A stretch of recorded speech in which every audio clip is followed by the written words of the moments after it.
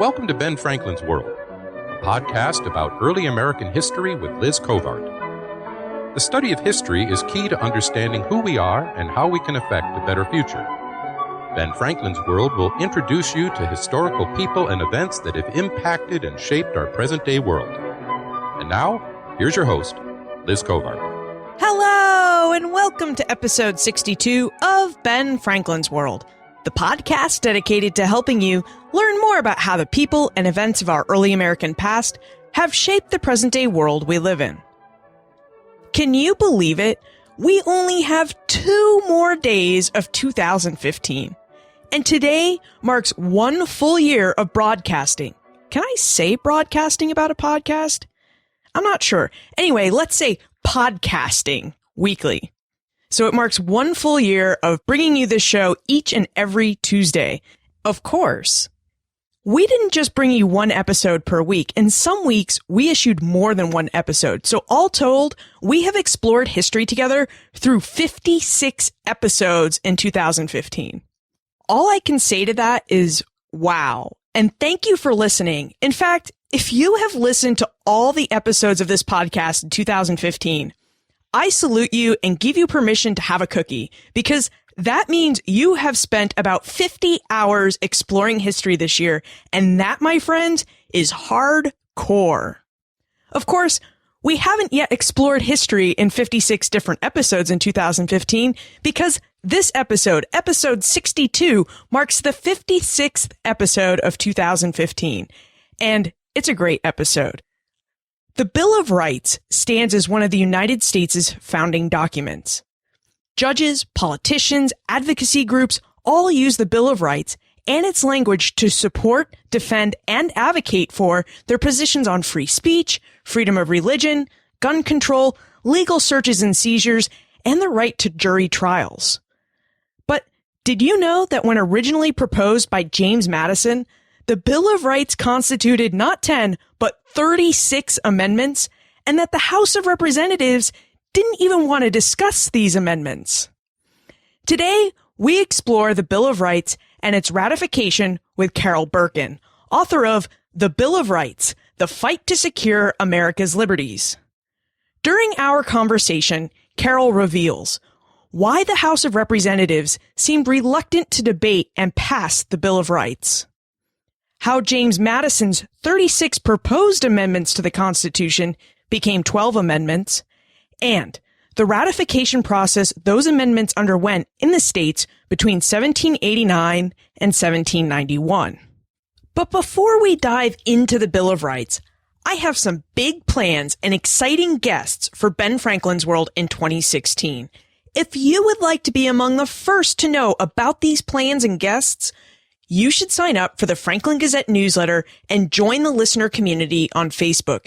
And you can do both of these actions by texting BF World to 33444 or by clicking the orange Join Now button on the benfranklinsworld.com homepage. And you can't miss this button. Not only is it bright orange, but it's the button right below Ben Franklin's Join or Die snake image. Okay. Are you ready to discover the Bill of Rights and the debates concerning its ratification? Let's go meet our guest historian. With tidings and wisdom to share about our early American past, here is this week's special guest. Joining us today, we have the Presidential Professor Emerita of American Colonial and Revolutionary History at Baruch College, which is part of the City University of New York. She has published numerous articles and consulted on documentaries for the History Channel and PBS. She is also the author of 5 books, including The Bill of Rights, The Fight to Secure America's Liberties. Welcome to Ben Franklin's World, Carol Berkin. Thank you very much. I'm looking forward to it. Carol, the Bill of Rights represents one of the many books that has come out lately about the United States' critical period. But rather than writing about the Constitutional Convention, your newest book, The Bill of Rights, explores the origins of the first 10 amendments to the Constitution and the fight to get them ratified. Alec would like to know why you chose to write about the Bill of Rights and how your new work adds to our understanding about the document. Well, I had already written a book about the Constitutional Convention, and it seemed sort of logical to me, this is my period, this is my field, to take a look at what happened next. I'm a linear thinker, I guess. I had always thought, as I think most people always thought, that everyone in Congress really couldn't wait to pass the Bill of Rights. And it only took a little while reading the congressional debates to realize that this was not the case. And so that really whetted my appetite to write a political history of the Bill of Rights. I'm not a legal scholar. I'm not a lawyer. I wasn't interested in writing about how the Bill of Rights was interpreted in major court cases 150 years later. I was really interested in what happened in 1789 and what the debate was about and why it was so hard for Madison to get the House of Representatives to even talk about these amendments, about this Bill of Rights. And I discovered this amazing story of political acuity and political stupidity and perseverance and aggravation. And it was really a fascinating experience for me. I'm glad that the idea that Congress seemed hesitant to discuss the Bill of Rights fascinated you, because that's what fascinated me about your book. We just take the Bill of Rights for granted that everybody wanted it passed, and it really just didn't seem that way at all. No. And also what's really interesting is Madison's motivation. He was an extremely savvy politician, and he realized more quickly than most of the Federalists that they had made a terrible tactical error by not passing one at the Constitutional Convention, because it gave the opponents of the Constitution an emotional appeal to people who were a little wary of the creation of a strong central government, a strong national government. Oh, look, they're going to be tyrannical. Oh, look, this is a blueprint for monarchy. You can't trust a powerful central government. And proof positive is that there's no Bill of Rights attached to the Constitution. Madison and everyone else knew that since the federal government had been given no powers to deal with civil rights, what we'll call civil rights, that it was ridiculous to have to pass one, but politically it was a terrible mistake. And so Madison's goal, in effect, his political goal, in effect, when he stood up in May and said, I want to propose 30-something, 36 or 39 amendments to the Constitution that would be a Bill of Rights, he did it in order to, in modern parlance, separate the leaders of the opposition from their base. Let's give them a Bill of Rights, and then the remaining anti-federalists, or really states' rights advocates, won't have any emotional appeal. There won't be any scare tactic they can use. And this is why he did it, and it took really well over a month for the light bulb to go off over the heads of the other Federalists in the House of Representatives and realize fundamentally what a smart move this would be on their part. So it's like watching politics in action, to read those debates and to read the newspaper articles and to read the letters that these men are writing about whether this is a waste of time, whether it's a good idea, whether Madison is nuts, whether the anti-federalists can be defeated. It's really politics at its best. In episode 61, we spoke with Ed Larson about the weaknesses of the Articles of Confederation and the need for a constitutional convention. Would you tell us about the two sides that erupt after the Constitutional Convention that are talking about whether or not we should ratify the Constitution, the Federalists and the Anti-Federalists? Right. First of all, let me just say that I do not pose the question of the Articles as weak. This isn't a who can lift more weights in the gym. The Articles of Confederation really absolutely met all the goals of the Revolution, to create a very restricted central government. That's what everybody wanted, really, when they went to war. They wanted state sovereignty, independent state sovereignty. And it doesn't work. I mean, it produces enormous problems for the survival of America, at least in the minds of the Federalists, in my mind as well, but there's some debate about this among historians. But at least men like Washington, Hamilton, Madison, John Jay, they thought the country was in danger of really disappearing. The men who opposed them really were carrying forward, ironically, the ethos of the American Revolution, which was that only local government, only a government that the voters could see and watch over, act as watchdogs over, only those governments made up of men who earned their living the same way you did, even if they made more money, who knew your needs. Only those people should have powers like the power to tax, the power to regulate commerce. So they're carrying forward no taxation without representation. The Federalists are really proposing the creation of a nation. They're proposing something really different, and their vision is quite different from the vision of the men they label the anti-federalists, the poor anti-federalists. The Federalists jump in first and call themselves Federalists when they're really nationalists. The anti-federalists are really federalists. They want a confederation. And it's tough to be called anti-something. But they are men who honestly, ideologically believe that state governments are less likely to lead to tyranny than a strong national government. The Federalists, on the other hand, believe that that's all well and nice, but you're not going to have a country.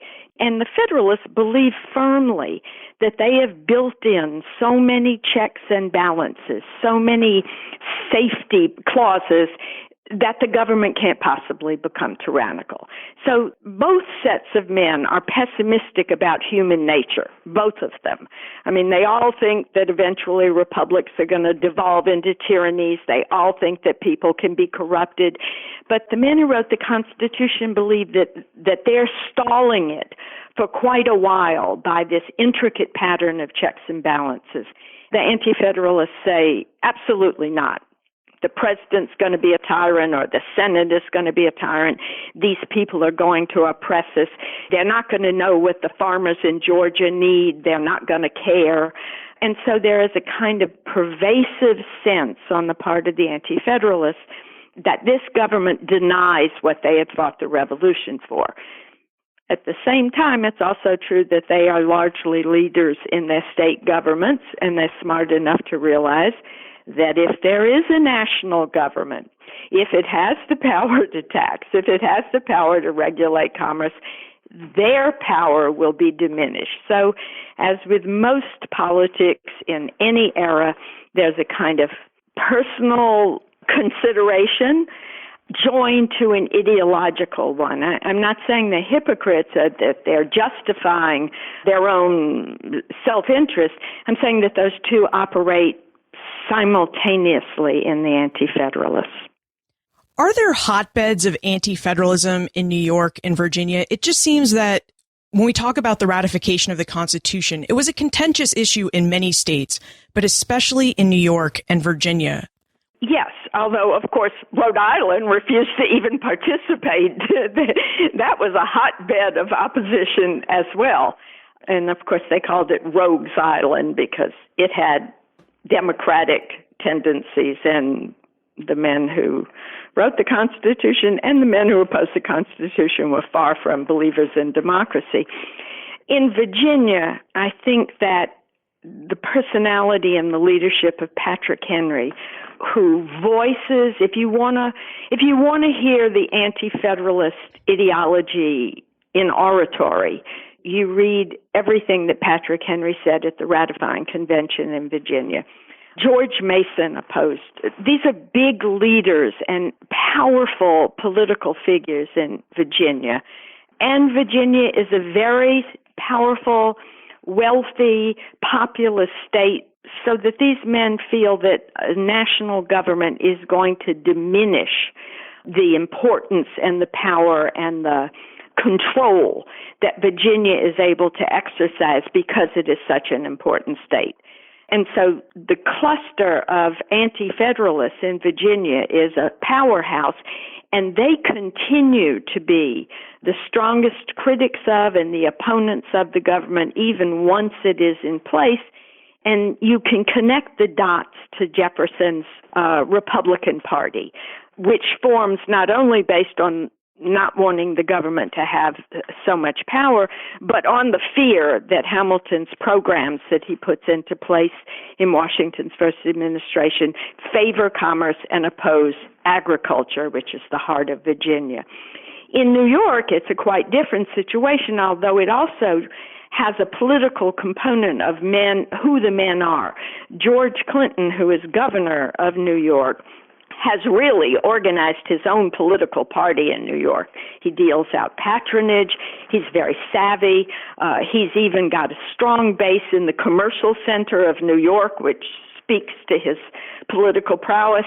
And New York is very well situated to remain, in terms of its commerce, in control of its own commerce, because the port of New York City is where most imported goods come in for New York, Connecticut, and New Jersey. And New York is simply doing those two neighboring states in by charging enormous sums of money for these imported goods. I mean, money is just pouring into New York. And George Clinton does not want to see this diminished. If a federal government takes over control of commerce and sets tariffs and sets duties, New York will suffer. Connecticut and New Jersey can't wait for this to happen. It's one of the reasons why they ratified the Constitution almost immediately. They are rumored to have been meeting secretly as the Constitutional Convention is about to begin to plan an attack on New York.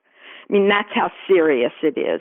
And George Clinton manages to make sure that the three delegates to the Constitutional Convention, one is Alexander Hamilton. He can't get around that. He represents commercial interests par excellence.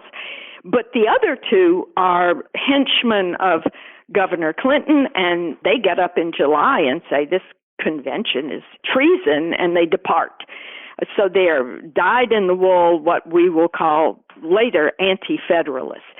So these sources of political power in these two states, matched with the economic strength of these two states, makes them the two most intense struggles over the Constitution. It does seem that when New Yorkers and people in Virginia realize that their states are going to go the way of ratification, that they begin to call for something called a second constitutional convention. Could you tell us about those calls and what they hope to achieve? This is the ghost that haunts the dreams of men like Madison, who at the time is an ardent nationalist. After Hamilton puts forward his programs, he becomes a states' rightist, of course, because he's from Virginia and under the thrall of Jefferson. But the big nightmare hanging over the nationalists, the really intense nation builders like Madison, is that they're going to try to call for another constitutional convention. And there's no question in anyone's mind that the first thing they're going to do is propose to take away the federal government's power to tax, take away its power to regulate commerce, and take away its power to create a uniform currency. The three pillars of the creation of what 18th century people called an energetic government. And no one thinks that that is not what they would try to do. Being now more savvy, you know, the Constitution was written in secret. A lot of people didn't even know what it was about. So the Anti-Federalists don't have time to mull over, to think about what their strategies will be. Unlike the Federalists, you know, John Jay, Hamilton, and Madison can write the Federalist Papers, which are fundamentally talking points for the convention. You know, if someone raises an objection, you leaf through to Federalist number 51, and there's your reply you're supposed to give. The Anti-Federalists don't have this, but by the time the Constitution is ratified, they do. And so the fear is they will be able to mobilize enough support for a second constitutional convention to basically return to the Articles of Confederation. And this is why Madison says we simply must crush this movement. It is a danger. Is crushing this movement why Madison decides he wants to take up the issue of amending the Constitution in the first Congresses? The strongest motive Madison had, political motive. He had promised the voters in the counties that elected him to Congress, which, by the way, were gerrymandered in such a way by Patrick Henry that he was up against a lot of anti-federalist sentiment. And so he promised that he would propose a Bill of Rights. And so this was a campaign promise. But I think his real motivation, as I said, was that he wanted to steal the thunder of the anti-federalists. And if a Federalist Congress was elected, which it was, I mean, the Federalists took the House, they took the Senate, they took the presidency, so they controlled the government. He said, if we pass a Bill of Rights, if Federalists get credit for this, then the people will be less fearful that we're planning a monarchy or a tyranny. They'll give us a chance. The government will have a chance, and the anti-federalists won't have any emotional issues to appeal to. But Madison is a very complex man and a very interesting man. And as he began to think more deeply about this issue, he came up with what I think, though it sounds corny, a kind of moral reason for passing a Bill of Rights.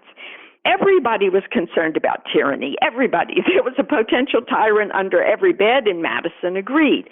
But where Samuel Adams and Patrick Henry thought the tyranny was going to come from the federal government, Madison said the tyranny is going to come from the American majority, who will be able to oppress minorities. He's not talking about African Americans. He's not talking about women. He's talking about, in most cases, members of Protestant sects like the Baptists, who were a small minority in those days, or the Moravians, or people who had different views from the majority of citizens. And he said, we have got to protect these people from the tyranny of the majority, because that is the most terrible tyranny of all. And he said, even though this Bill of Rights has no power to be enforced, if we can pass it and make it part of the political culture of our country, if we can, in effect, he doesn't have this word, but this is what he means, get members of the majority to internalize the value that minority rights need to be respected as much as majority rights, that everyone has the rights we're listing in these amendments. If we can get people to internalize this, it will act as an internal brake on the tyranny of the majority. They'll stop. They'll say, this is un-American of us to do this. This is not what this country stands for. And that was Madison's greatest hope.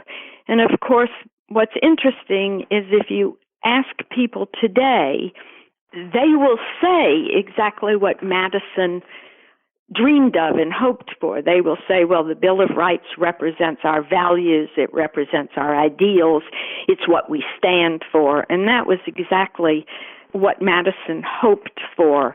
And I think it really drove him to persist even more than his political motivations. When Madison sets his mind to something, watch out. In the Bill of Rights, Carol describes how Madison proposed 36 constitutional amendments for the consideration of the first Congress. Carol, what kind of amendments was he proposing? And 36? That just seems like a lot. I mean, the document's 10 amendments. Madison was not a great stylist. If he turned in a paper in your classroom today, you would red pencil it all over the place. He was very wordy. He was verbose. He went on and on and on.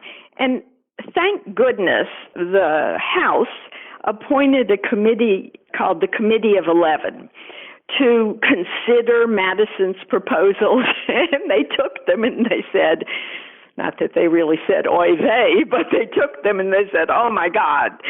And they created declarative sentences, and they made full use of the semicolon, and they condensed what Madison had written in so many words and so many separate proposals.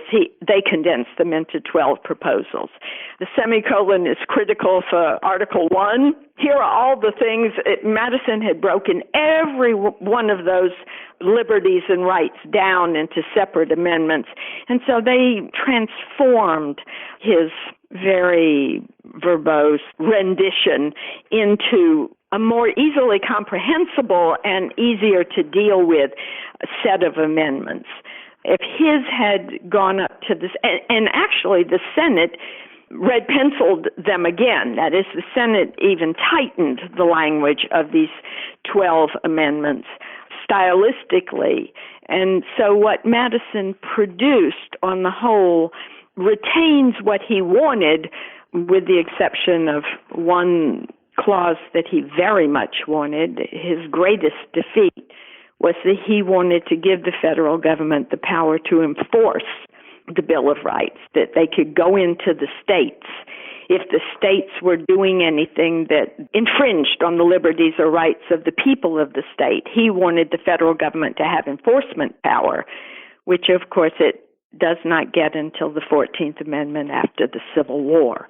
And he takes this as a very crushing defeat. But other than that, almost everything that he wanted shows up in these 12 amendments.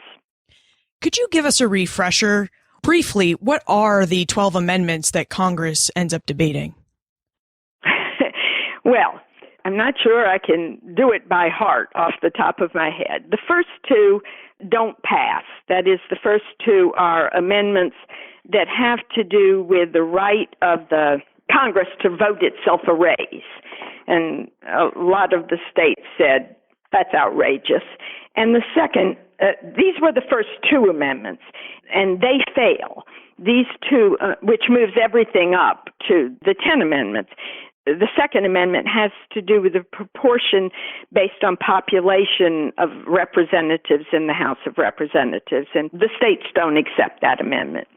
The First Amendment is the one that most people think about. That is, what your rights and liberties are. You have the right to free speech, you have a right to assemble, you have a right to your religion, practice your religion. These are all, when most people, ordinary citizens, you ask them about the Bill of Rights, they talk about guns and they talk about all these freedoms that they have. And that's in the First Amendment. That's right there. Interestingly, I think, and I try to make this point in the book, interestingly, a lot of these rights are a history lesson on their life as colonies. That is, they reflect problems or what they consider to be oppressions that the British government imposed upon them. So do a lot of the legal, the rest of the amendments after the amendment about the militia. The bulk of the next, say, 4 through 8, are amendments about, in a sense, the common law. There are amendments about trial by jury, cruel and unusual punishment, even eminent domain. They're concerned with property rights and judicial rights. There's a hysterical conversation. I know most people don't think that reading the congressional debates could be funny, but actually it can be. They're talking about cruel and unusual punishment, and a representative from New England who hasn't said a word through the whole thing gets up and he says, I don't know about saying no cruel and unusual punishment. Some men just need to be whipped. So even about things that we think it's a no-brainer, there were people who had their own concerns about these amendments. The last amendment is the most hard-fought amendment by the anti-federalists in the government. They want the word expressly put into, it reads something like, any powers not granted to the federal government belong to the states or to the people. and they want the word expressly put into that amendment. And this is a case where a single word would really have changed the course of American history. Because what they're saying is, if it is not literally mentioned in the Constitution, you can't do it, which would mean that the necessary and proper clause that implied powers would be completely impossible given that amendment. And as a result, you would not have had the Bank of the United States. You would not have had the purchase of Louisiana. I mean, untold impact by adding this word. And happily, the Federalists dominated the Congress, and it was not included. I think that the anti-Federalists took this, or the anti-administration men took this as their most crushing defeat. So the amendments are a combination of process rights, that is, what happens if you're tried, do you have to testify against yourself, and some amendments that seem irrelevant to us today, really, except as historical artifacts. The government doesn't have a right to house troops in individual people's homes, which was a big issue when the British Army came to Boston before the independence was declared. But I don't think anybody today is running around worried that a battalion of the Marines is going to be housed in their apartment. But those amendments are about process, legal process. The First Amendment is about the rights of the people. And the Second Amendment, despite what the NRA says, honestly, the Second Amendment is about the rights of the states to defend themselves against a potentially tyrannical federal government.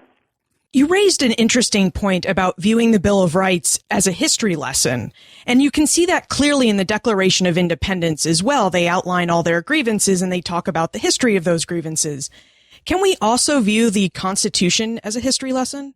Well, this is the way I like to pose it when I used to give a talk about A Brilliant Solution, which was my book about the Constitution. A lot of Americans think, it's American exceptionalism run rampant.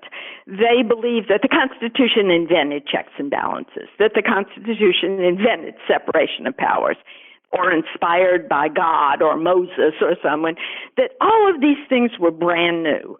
Nothing could be further from the truth. After the Puritan Revolution in England, you have checks and balances. The king is checked. The right to declare war and to raise taxes goes to the House of Commons.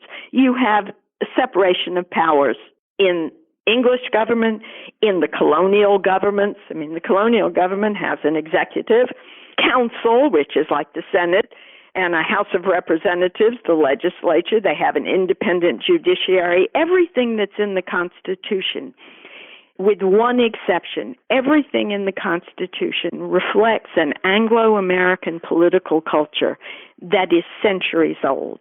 They are borrowing from what they experienced, what they helped direct as members of colonial legislatures and as governors, and from proud English tradition that they respect.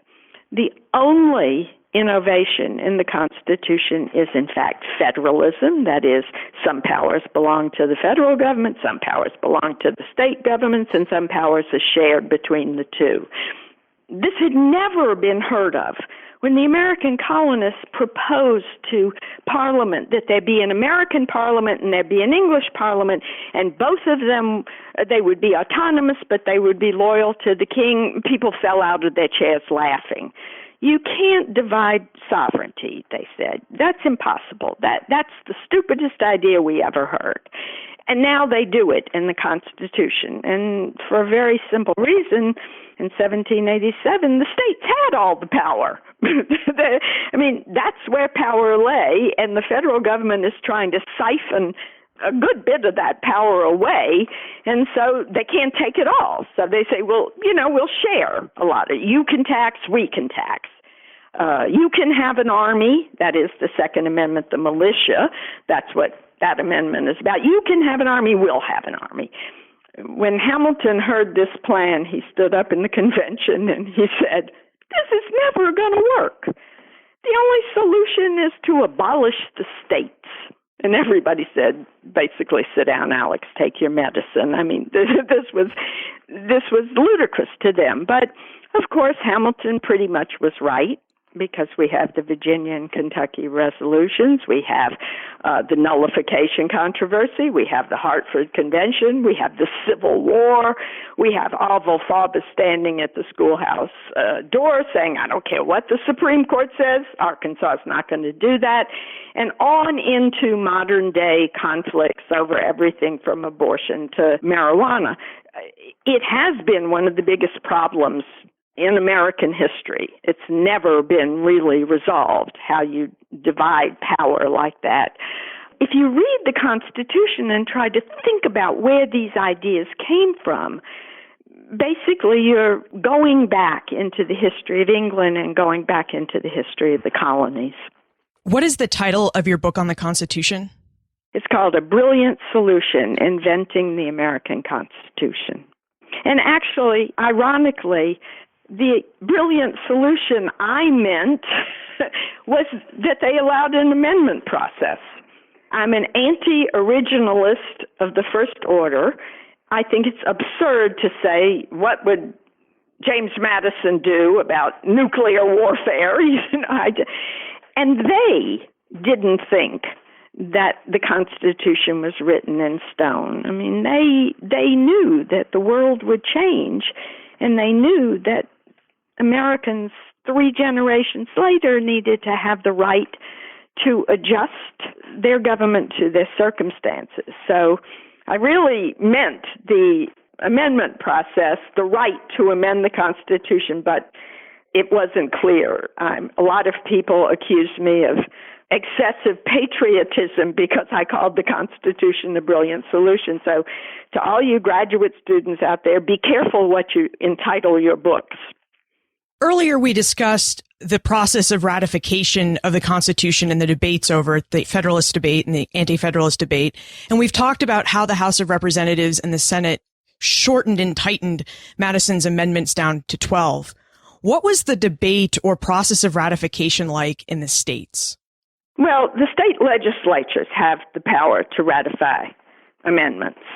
And there were debates. I mean, there were certainly the states' rights people were offended by the fact that none of the amendments limited the power of the federal government, which was, of course, Madison's triumph that they didn't.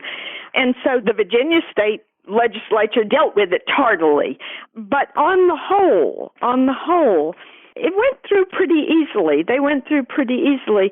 And they went through pretty easily in part because most people realized in the state legislatures that there was no enforcement power, that the Bill of Rights, they called it a parchment barrier, a paper barrier, and others called it throwing a tub to the whale, which comes out of a Jonathan Swift story where whalers distract an angry sea mammal by throwing a tub in the water, and in theory, the whale chases the tub.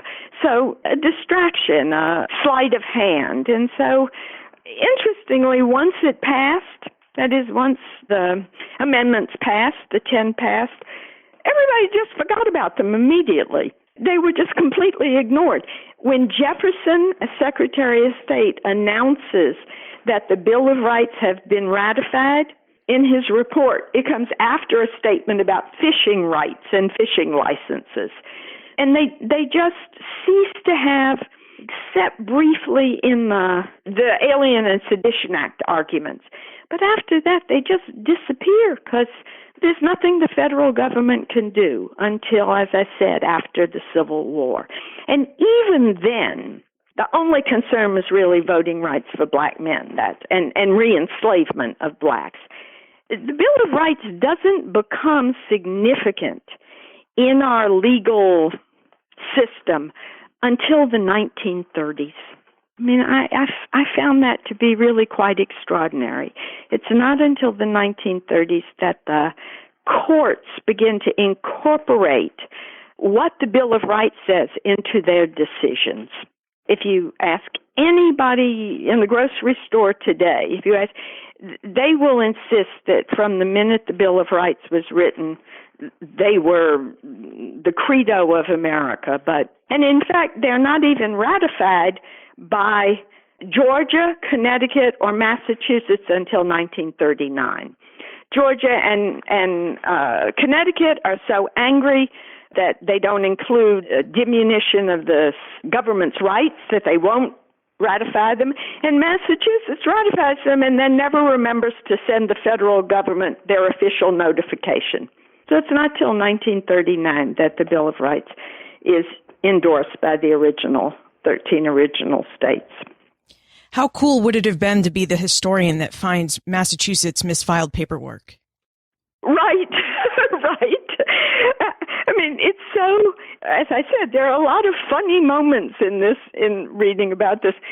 They debated, and they have 4 or 5 committees, and they're bogged down in bureaucracy, and then finally they pass it, and then nobody remembers to send it on. I would love to have been the person who realized this, who located the fact that there's no record of fortunately for me, another historian had done that work. Let's move into the time warp. This is a fun segment of the show where we ask you a hypothetical history question about what might have happened if something had occurred differently or if someone had acted differently.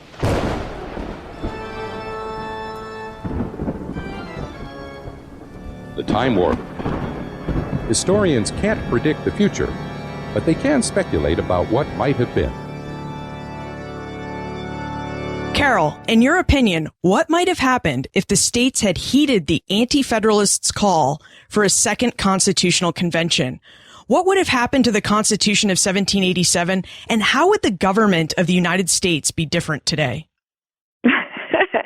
Well, the federal government under the Constitution would be made impotent, and I doubt seriously that there would be a United States. I'm hoping that where I live right now, New York, would be taken over by the French because they have the best cuisine. But I share the Federalist view that either the states were going to go to war with one another over trade, which, Virginia and Maryland had gunboats aimed at each other to prevent smuggling, or European powers far more powerful than the then united, struggling little United States would have moved in and bitten off pieces of the United States virtually at will. So I think I have a dire answer to that, and that is that there probably would not have been the United States. And would you tell us about what aspect of history you're researching and writing about now? I'm now writing a book for Basic Books called The Republic in Peril, 4 Crises of Sovereignty in the 1790s. I wanted to call it Sex and Puberty, but I thought that would sell better, but it has a real history title. And it's an effort to reinterpret or look at the 1790s, not through the prism of the rise of the Republican and Federalist Party struggles, but through the prism of the difficulty of establishing the sovereignty of the federal government to its own citizens and to foreign powers. I'm going to look at the XYZ affair, the Genet affair, the Whiskey Rebellion, and talk a little bit about how precarious it was to get American citizens to believe that a law passed by the federal government was a real law, shades of many things today, and to get countries like France not to think that America was just a satellite that could be used to advance their own agendas. And so that book, and then I think I'm done. I think I'm hanging up my computer and I'm going to play with my grandchildren. Well, it sounds like a fascinating project. Is there a place on the internet where we can go and look up more information about you and your progress on this work? Well, probably not progress on this work, but I'm pretty sure if you Google me, and I'm pretty sure that you'll find all the books that I've written and scores of TV shows, documentaries I've been in, and lots of podcasts that I did for various organizations, you'll get too much information, I think, be bombarded with me. And I think Baruch probably has, my college probably has I know the history department has a website that I'm probably still on. And Amazon has pretty much all of my books dating back to first generations women in colonial America. So, or people can, if they're interested, they can email me, and I'd be glad to answer any questions I have the answer for. Carol Berkin, thank you so much for taking the time to explore the Bill of Rights with us. Thank you for inviting me to do so. I enjoyed it. Can you believe that the House of Representatives did not want to debate the Bill of Rights? Today we view these first 10 amendments as one of our founding documents, and yet when the first Congress debated them and the states ratified them, most people didn't think they were a big deal. That's the part of Carol's book, The Bill of Rights, I found so shocking. And I don't know about you, but I would have loved to have been the historian or state employee who found the ratification paperwork that Massachusetts forgot to file. I'm not really sure what I would have done if I had found that paperwork, but I'm pretty sure part of what I would have done would have involved picking my jaw up off the ground. On a more serious note, today's episode marks an addition to several episodes we've had throughout 2015 that explore the United States' founding documents. In episode 18, Danielle Allen helped us investigate the context and the text of the Declaration of Independence. In episode 38, Carolyn Harris revealed the role Magna Carta played in the United States' Constitution. And in episode 61, Ed Larson helped us look at the Constitutional Convention from George Washington's point of view. Now, don't worry if you can't remember all of these different episodes.